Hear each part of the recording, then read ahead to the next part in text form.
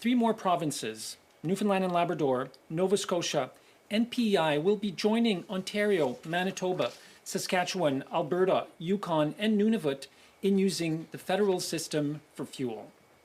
If you live in Nova Scotia, Newfoundland and Labrador, or Prince Edward Island, you can expect to get the Climate Action Incentive check for the first time ever this July. And people in Ontario, Manitoba, Saskatchewan, and Alberta will not only keep getting the Climate Action Incentive rebate payments every 3 months, the amounts will actually go up starting in April. So it's important to know that the rebate payments arrive before the fuel charge is felt.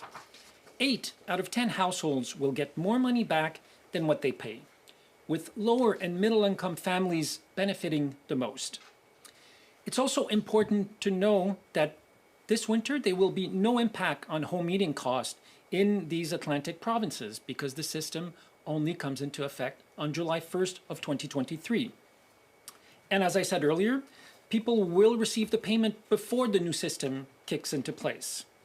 So starting next July, a family in 4 in Nova Scotia will get $248, in PI $240, in Newfoundland and Labrador $328 4 times a year. And people in places you already get the Climate Action Incentive, the quarterly rebates will go up as April 1st. So a family of 4 will get $386 in Alberta, $340 in Saskatchewan, $264 in Manitoba, and $244 in Ontario. Direct payments will keep coming every 3 months. In total, 90% of the fuel charge proceeds are returned directly to Canadian households through the Climate Action Incentive payment. And businesses, farmers, indigenous peoples get the other 10%. Nous savons que c'est possible de lutter contre les changements climatiques tout en rendant la vie plus abordable. Évidemment, ce n'est pas tous les politiciens qui sont d'accord avec ça. En fait, vous allez probablement entendre des gens comme Pierre Poilievre être très critiques. Et même si les politiciens conservateurs vont redoubler leurs attaques mensongères contre la tarification carbone, même si Pierre Poilievre dira qu'il retirerait les chèques d'incitation à l'action climatique aux familles, même s'il veut rendre la pollution à nouveau gratuite en ne proposant aucun plan pour lutter contre les changements climatiques, nous allons continuer à défendre ce que nous savons être important. Il faut prendre des mesures audacieuses pour garder notre air propre, créer de bons emplois et rendre la vie plus abordable. Now, Pierre Poilievre won't agree. For that, we don't agree on much. Because conservative politicians will double down on their misleading attacks on pollution pricing. They will say that these climate action incentive checks, they would take them away from families. Poilievre will make sure to say that he wants to make pollution free again with absolutely no plan to fight climate change. But we're going to keep taking bold action to keep our air clean, create good jobs, and make life more affordable for families. Merci beaucoup. Thank you very much. J'aimerais maintenant passer la parole à mon collègue et ami, le ministre Seamus O'Regan. Merci, Steven. Thank you, Steven. So, 2 things are clear right now. First, inflation is tough. Households are feeling the pinch, and everything that we do right now as a government has to take that into consideration. Second, climate change is real, and it's not taking a break because of inflation. Just ask the residents of Newfoundland's southwest coast. I visited Port Basque, Ramia, Burgeo, Burnt Islands, Isle of Mort, Fox Roofs, Marguerite. It's affecting our fishery. It's affecting everything. It's affecting where the fish go. This is about making life more affordable while lowering emissions. That's it. That's the job, and that's what we're doing. Rendre la vie plus abordable en réduisant les émissions. C'est notre travail. C'est ce qu'on fait. Starting next July, more Canadians, including those in my home province of Newfoundland and Labrador, are going to see more money in their bank accounts as they start to receive climate action incentive payments, something that people in Ontario, Manitoba, Saskatchewan, and Alberta have enjoyed for several years now. Ça a toujours été notre plan avec le prix sur la pollution, que les Canadiens obtiennent un remboursement. Mais on est une fédération. Chaque province et territoire est différent. Alors, on a tous pris des chemins différents pour arriver là. That was always our plan with the price on pollution, for Canadians to get the rebate. But we're a federation, and every province and territory is different, and we have all taken different routes to get here. In Newfoundland and Labrador, for example, the province was in a tough financial spot 4 years ago, and the government of the day chose to direct the revenue from pollution pricing into the province's budget. I'm very happy to say that our province is doing a lot better now. And it's time for that money now to go directly to people's household budgets. And it is. Starting next July. Not now, not the winter. Starting next July, a family of 4 in Newfoundland and Labrador will see their first quarterly check for $328. In Nova Scotia, they will get $248. In Prince Edward Island, $240 4 times a year. That is all money that is upfront, and over the course of a full year, for that family in Newfoundland and Labrador, that works out to $1,312. $992 for that family in Nova Scotia, $960 for that family in PEI. 8 in 10 families are going to get back more than they pay in. Seniors, low and middle income families will all benefit. So when you see a price being put on pollution, that is not money lost. That money is now coming back to you. And you're going to see it in your bank account 4 times a year. 8 familles sur 10 vont recevoir plus qu'elles ont payé. Les personnes âgées, les familles à faible et moyen revenu en bénéficieront tous. Donc, quand vous voyez un prix sur la pollution, ce n'est pas de l'argent perdu. Cet argent va maintenant vous revenir. Et vous allez le recevoir dans votre compte bancaire 4 fois par an. For those living with home heating oil, if you switch to a heat pump using federal or provincial grants, you'll be that much further ahead. Home heating oil is emissions intensive, it is expensive, and it is completely vulnerable to global price shocks. Also, just to be really clear, strengthened price on pollution isn't coming into force until spring, so it won't have any effect on prices this winter. In September, $250 million was put into the Low Carbon Economy Fund to transition households to more efficient energy sources. Almost half, that $250 million, will go to Atlantic Canada. And yesterday, we announced new $5,000 grants to help people in Atlantic Canada make that switch from oil to electric heat pumps. At today's electricity and heating oil prices, a heat pump can save a household literally thousands of additional dollars per year. Pollution pricing is working. Pollution pricing lowers emissions. The rebate works. 8 out of 10 families, 8 out of 10 people are going to see more money in their bank accounts. Lower emissions, cut costs. That's the job. Le prix sur la pollution fonctionne. Les gens polluent davantage lorsqu'ils n'ont pas à payer pour la pollution. Le rabais fonctionne. 8 personnes sur 10 vont recevoir plus d'argent dans leur compte en banque. Réduire les émissions, réduire les coûts, c'est ça notre travail. Now I'm going to hand it over to my colleague, P.S. Julie Bruson.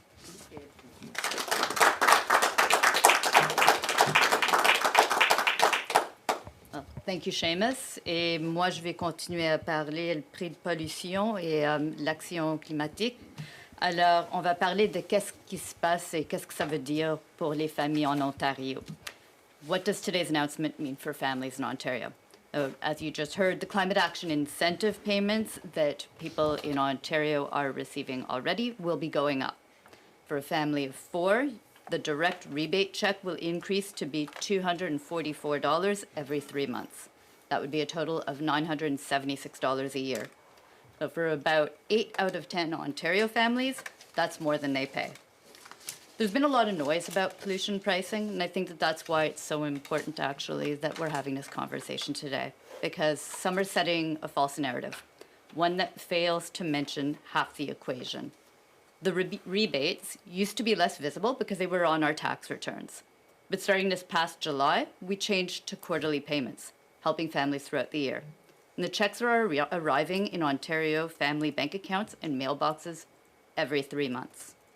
And every dollar that is part of the price on carbon pollution in Ontario stays in Ontario. Not only that, but by updating pollution pricing system, we're stepping up our ambition in the fight against climate change. We have smart programs to boost zero-emission vehicles, better insulate homes, and now huge investments, as we just heard, about helping people to transition off home heating oil. We're combining a price on pollution with powerful financial incentives to make the switch to cleaner energy. So while some people want to take these away, these climate action incentive checks, and to make it free to pollute again, we're standing up for what we know matters. Putting more money in people's pockets, building a strong Ontario economy, and keeping our air clean for our kids and our grandkids. I have the joy now to say that we'll be taking questions now. Thank you. And we'll start with the questions in the room. Reporters online, if you can use the raise hand function to notify us of your question. Journalistes en ligne, s'il vous plaît, utilisez la fonction lever la main pour nous aviser de votre question. Mia? Good afternoon, Mia Rabson from the Canadian Press. Minister Guilbeault, it seems that the debate on institutional or industrial pricing seems to be over. Most provinces have agreed to put their own on. There doesn't seem to be a lot of back and forth on that. The debate seems to now to be about the consumer carbon levy. Would you agree with that? And why do you think that there's still such a debate on whether or not to put a price on pollution when it comes to consumers? I would agree that by and large, the discussions with provinces and territories on the output-based system was a rather smooth one with most jurisdictions in the country. Frankly, there's only one exception where it was more complicated.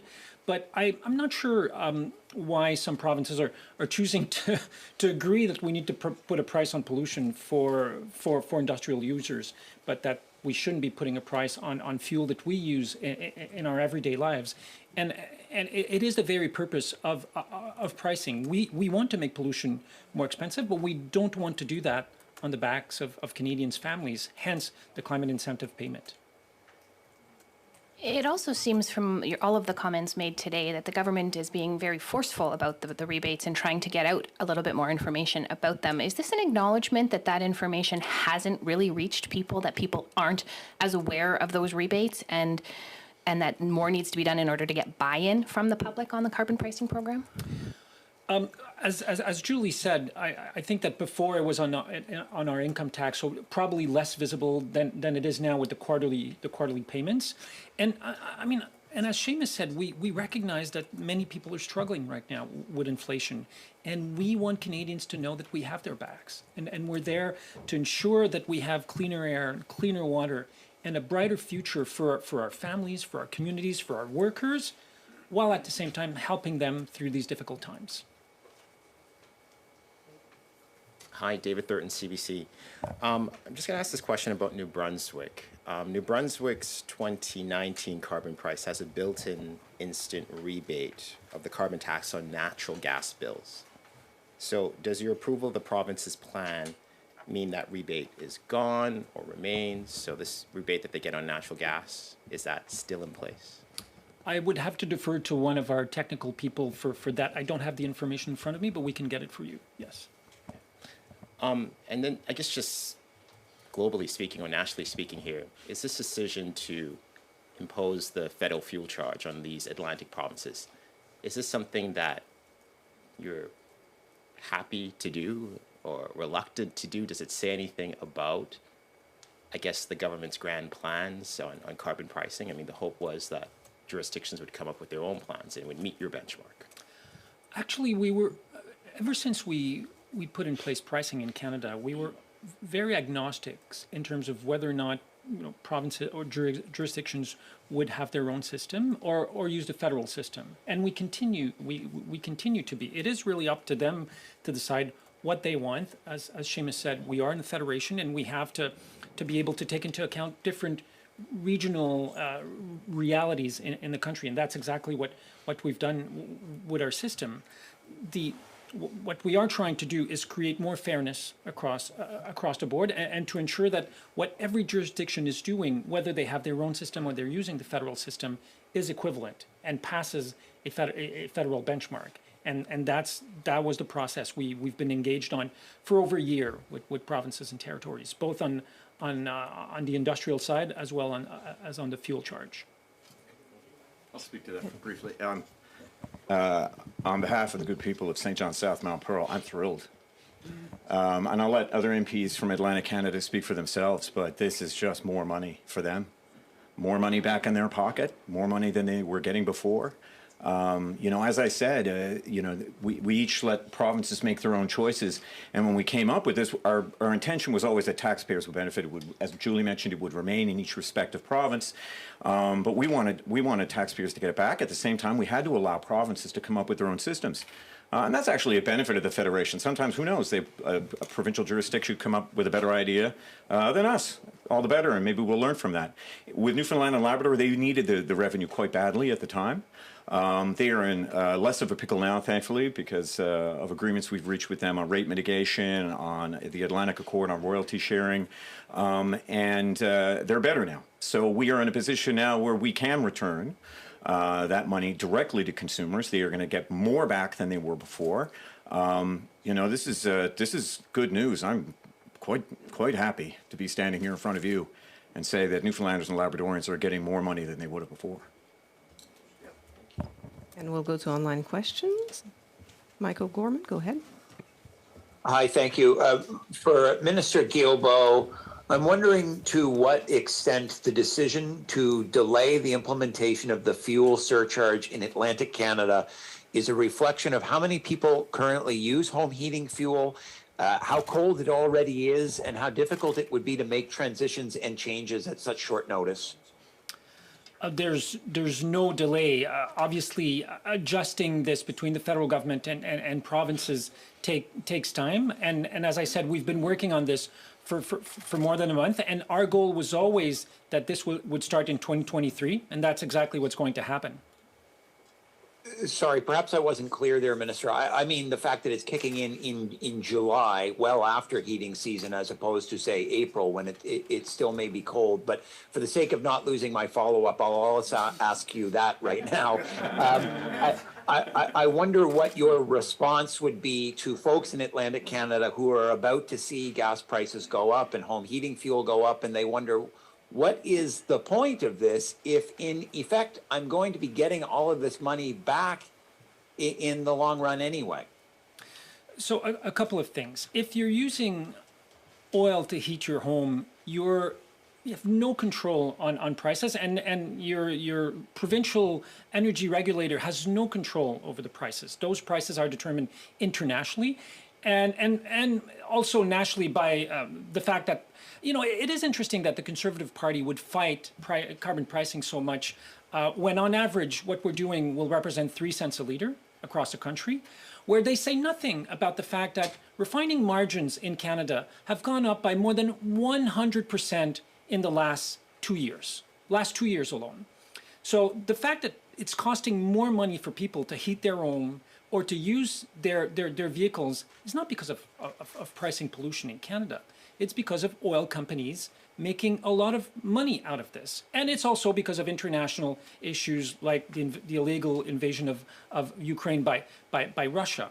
By switching to heat pumps, they're cleaner, they're more efficient, and they're way more cheaper to operate. And on top of that, electricity, the price of electricity is regulated across all of Canada's federation with very few exceptions. So it's not up to the markets to decide how price can go up, but energy regulators have yearly audits on this. So you have certainty that maybe the price will go up over time, but nothing like what we've seen on the price of gasoline or home heating oil.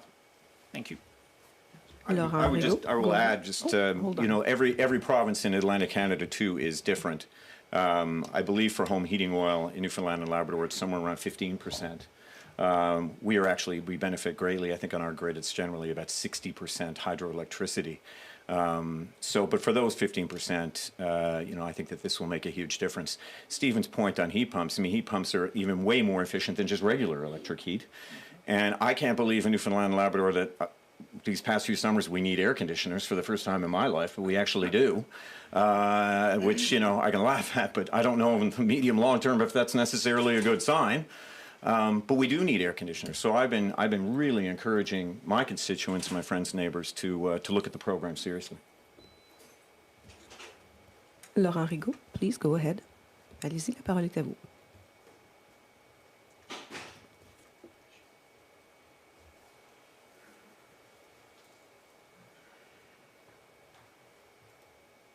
Laurent Rigaud, la parole est à vous. Oui, est-ce que vous m'entendez? Oui. Oui, bonjour. J'ai une question pour le ministre Guilbeault, Laurent Rigaud à Charlottetown. Pouvez-vous nous expliquer en quoi la taxe carbone qu'a proposée l'île du Prince-Édouard ne respecte pas les critères fédéraux? Qu'est-ce qui vous a déplu dans la proposition de l'île du Prince-Édouard? Je pourrais vous donner plus de détails, mais essentiellement, ce que nous avons cherché à faire, et c'est ce que j'ai dit tout à l'heure, c'est à nous assurer qu'il y ait, en termes d'efforts de réduction de la pollution, que ce soit équivalent à travers le pays.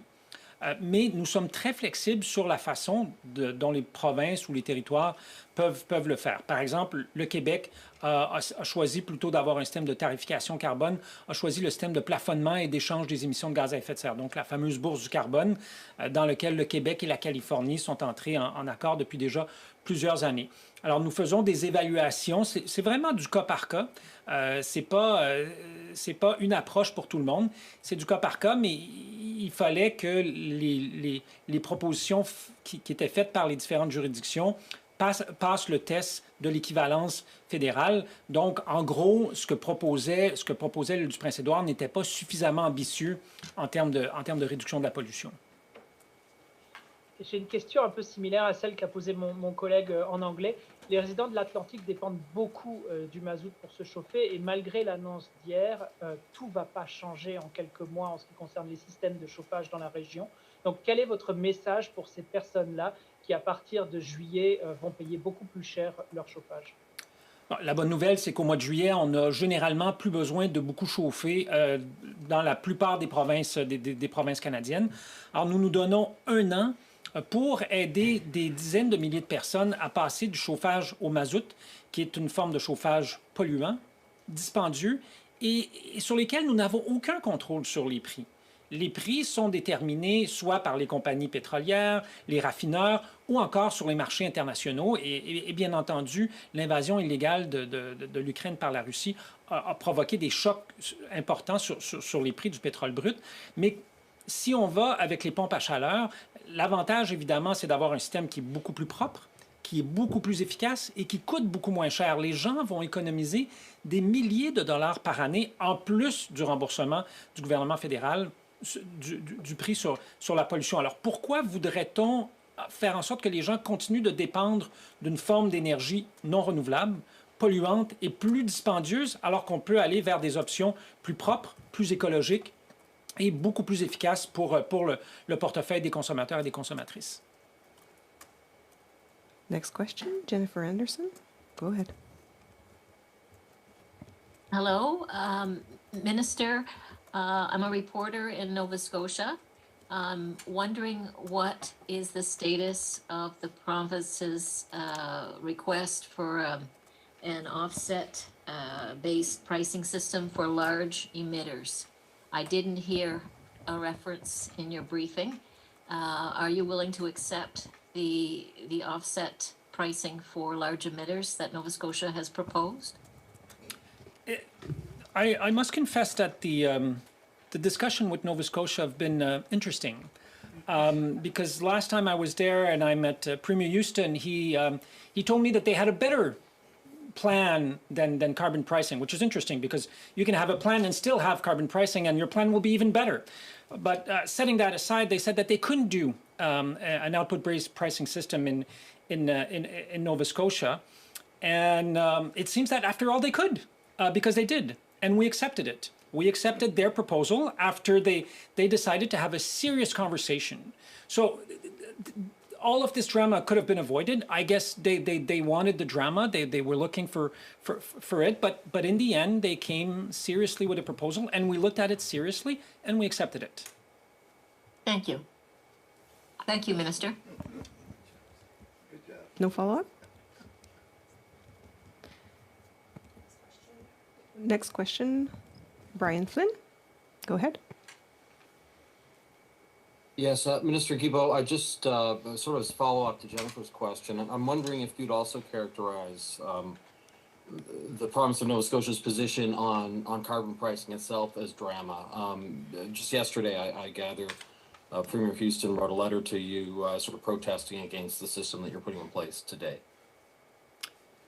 I must confess that I'm extremely disappointed. I mean, we were able to rapidly come to an agreement with provinces. I'm not super popular in Alberta or Saskatchewan, I can tell you that.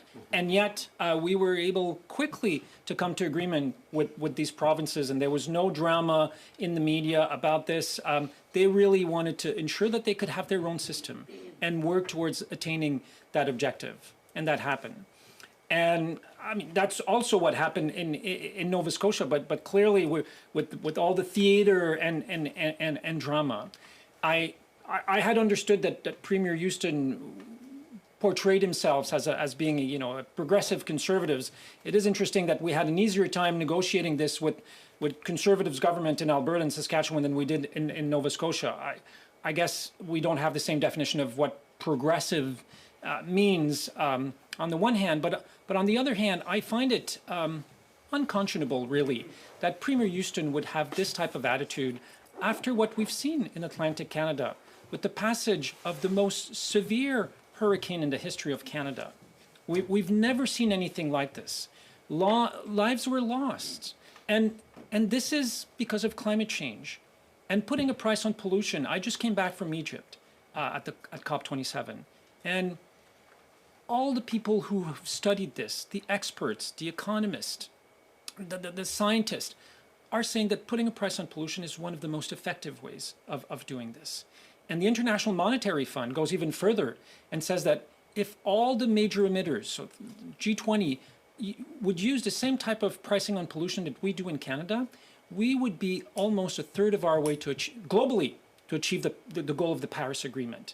They're quoting our pricing system as being a world example to be followed. So frankly, I'm baffled by Premier Houston's position. I can't help but add to that, Stephen. I think it's pretty simple, actually. I think that companies don't vote, people do. Consumers do. And so that's why you're seeing more drama on that front than you are with larger emitters, where we've been able to find agreement with certain provinces. And what I particularly resent is the stoking of drama and anxiety amongst people, whether it be in my province or anywhere in the country. There is enough going on in the world right now that if anybody repeats the phrase that this will be a cold winter and somehow we're to blame, that is so deliberately misleading, as we've just spelled out for you again now. Anybody who talks about that, I don't care, anybody who stokes more anxiety in people than they already need, it's unconscionable. There is enough going on, and as we say in Newfoundland, people's nerves are rubbed raw. Everybody calm down. This is a good plan, and there will be more money in your bank account than there was before. And you will be doing something very effective, whether you're in Burgeo, Port aux Basques, or Marguerite, or anywhere in the country, to say that you are helping in a way to make sure that we lower emissions. But stop stoking people's fear and anxiety. It is absolutely unconscionable right now.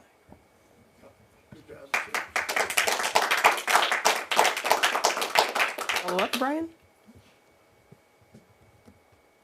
Next question. Yes. Oh, okay, go ahead. Yes, I was wondering if I could just have a quick follow-up. Well, it might not be quick, I don't know.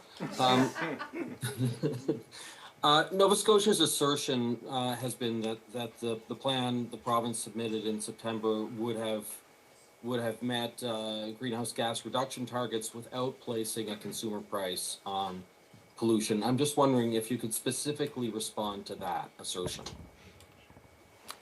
As I said earlier, I mean, look at what we're doing federally. We fought all the way to the Supreme Court to be able to make sure that pollution wouldn't be free anymore in Canada. We're investing $120 billion in transit, electrification, transforming Canada's auto sector, efficiency at our homes and in our businesses, in our companies. And we're also using regulatory tools to ensure that 100% of light-duty vehicles sold in Canada will be zero emission vehicles, sorry. We're also putting in place a net zero electricity regulations to ensure that our electricity mix is as clean as possible in 2035. All of these things will mean cheaper cost for energy for people. Operating an electric vehicle is about 1/6, 1/7, depending on where you are, than the cost of an internal combustion engine. That means more money in people's pocket. So the fact that Nova Scotia had a plan is a good thing, but it's simply not true that their plan was better without pricing, because they can have the plan and pricing and make their plan even better, as we're doing at the federal level. Brian, it's Cody Blois, the Member of Parliament in Kings Hanson. Your question specifically was about the government's plan of Nova Scotia, and I want to take you back to August. As I remember, many of our colleagues were sitting, and as Minister Guilbeault has said, this has been years in the making in terms of the dialogue and conversation. And you'll remember that Premier Houston just simply said, well, we have no plan. That was the original position of the government of Nova Scotia. Thankfully, they did come back on the output-based pricing system, which has been accepted by the Government of Canada. But it is a requirement across the country to have some price of pollution on retail fuels. And as Minister O'Regan has said, we're agnostic to the fact whether or not that's the Government of Canada's plan or a provincial-made plan. If Premier Houston had a better plan in place, I would have liked to seen it. If he actually thinks that there's a better plan there, I would have welcomed it. But I don't know if they actually sat down to do the work, because the original position was, we just don't want anything. They did come back with the output-based pricing system, which is important for industrial competitiveness in Nova Scotia. If they wanted to bring forward a system, would have liked to seen it. I contrast that to Premier McNeil, who I know his government sat there for 2 years. They came up with a solution on the cap and trade. Different standards at the time were moving to be able to fight climate change. But I hope that's something, Brian, you take back and ask the Premier about where their plan was and whether or not they were actually sincere about putting something in place that supports Nova Scotians and also moves the needle on fighting climate change. And I'm told this is the last question. Andrea Gunn, please unmute yourself. Hi there, Andrea Gunn from All Newfoundland and Labrador. I'm wondering if you could talk a little bit about Newfoundland and Labrador's proposal and why sort of it wasn't accepted in the kind of process. I know that there was a couple of letters from our Premier asking for more time, and I'm wondering if there's going to be any future discussions or if this is sort of like a done deal now. Just sort of some insight on that from your perspective. Thank you for the question. As I said earlier, we have been in discussions with provinces and territories for over a year on this. The province of Newfoundland and Labrador had multiple occasions to come up with their own plan, their own proposal. They waited until the very last minute and said, "Oh well, we need more time." I'm sorry, but to me, this was nothing short of a stalling tactics to try and as opposed to everyone else across the country, not do their fair share. And I think Canadians understand that we all need to do our fair share when it comes to fighting pollution and fighting climate change. So we gave them multiple opportunities at the departmental level, at the political level. I went myself to meet with Premier Fury. I've had number of conversations with Minister Davies on this over the last year. So it's not because we didn't try and we didn't give them enough time for them to be able to come up with their own solutions. Yeah, and ultimately, look, there's not much light between us on this. It's important to remember that Newfoundland and Labrador is the only legislature in North America that has passed net zero legislation unanimously. All parties agreed to it. Minister Davis was just with Minister Guilbeault at the last COP. Premier Fury was at the COP previous. They're committed to doing this and committing to lowering the emissions of the province. Ultimately, I think we've landed in a good place because I think Newfoundlanders and Labradorians are going to get a lot more back in their pocketbook. It is a good system that works in Ontario, that works in Alberta, and now it will work in the Maritimes in Newfoundland and Labrador. Ultimately, people are going to get more money, and we're going to meet them halfway on things like heat pumps. So we will continue working with the provinces closely as we do. We are very much aligned on our goals and how we get there. Do you have a follow-up, Andrea? Yeah, just specifically what the sticking point in our plan that we proposed so that it wasn't sort of accepted in the new plan, or the benchmark was imposed on us as a province. Can you repeat the question, please? Sorry, what was this, I guess, the issue with our proposal? I know it was very similar or identical to the 2019 proposal, or 2018 proposal, I guess, that caused our province to have this benchmark kind of like imposed. What was the issue with our proposal specifically? Well, the stringency. Obviously, we're not in 2019 or 2018 anymore. We need to have more stringency because we need to do more when it comes to fighting climate pollution in Canada. It's interesting that the people who talk about the impacts, the economic impacts, don't talk about the rebate that people get on the one hand, and they don't talk about the billions of dollars that climate change is costing Canadians. We're all paying for this. There's no hiding. There's nowhere to run on this. We're all paying the cost of climate change in Canada. And unless we do our fair share, and everyone needs to do it globally, we will keep paying and paying those billions of dollars. It could go up to $25 billion per year in 2025, according to the Climate Change Institute. We need to do this. And I think Canadians understand, and they want to do their fair share and to be part of this. Thank you. I'll speak to it again too, because it's Newfoundland and Labrador particularly. I think it's really important because I know the debate at home has been centered on home heating oil, and it's important again to remember that home heating oil is a minority of how most people get their home heat in Newfoundland and Labrador. We benefit from great hydroelectricity, so which is regulated by the PUB, so that most people aren't affected. This doesn't happen until July. I am sick and tired of people talking about the cold winter and what we're doing. It does not happen until July, and this will by far benefit more people in Newfoundland and Labrador because it encompasses way more than home heating oil. It encompasses everything from A to Z, where there has been a price on pollution, all of it, and all of it going back with more money in the pockets of Newfoundlanders and Labradorians. So this changes the debate that people have been having at home entirely, and I stand here very proudly knowing that we put more money into the pockets of Newfoundlanders and Labradorians. Yes. And this concludes the press conference. Ici, à la conférence de presse. Merci.